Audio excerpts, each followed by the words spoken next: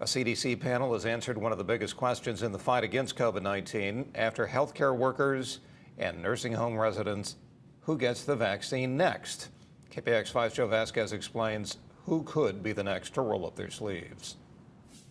A CDC advisory committee today recommended that two of America's most vulnerable groups should be next in line to get vaccinations: people over the age of 75, as well as frontline essential workers. At the Mission Food Hub tonight, volunteers are handing out Christmas presents to a long line of families. Many here are frontline workers who are struggling as the economy craters.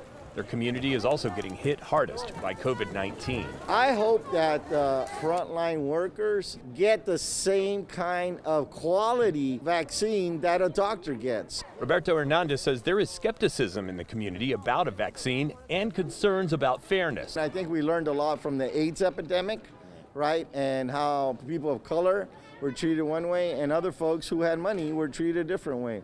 So that's the equity that I'm hoping that all those who are decision makers take that experience into consideration.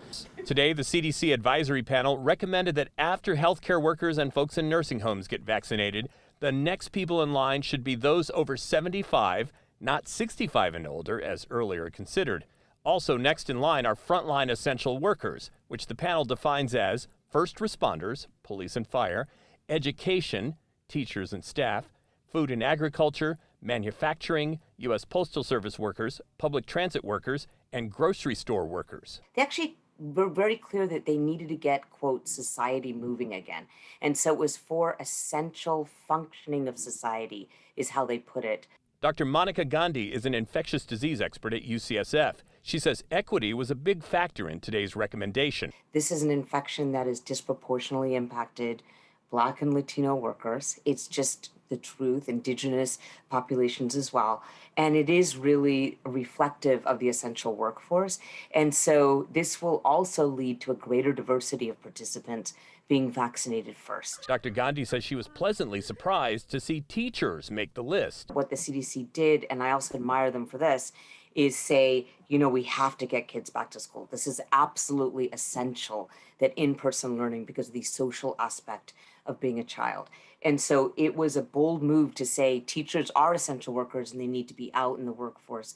After this round of vaccines, people between 65 and 75 and other essential workers will be next in line. Joe Vasquez, KPIX 5.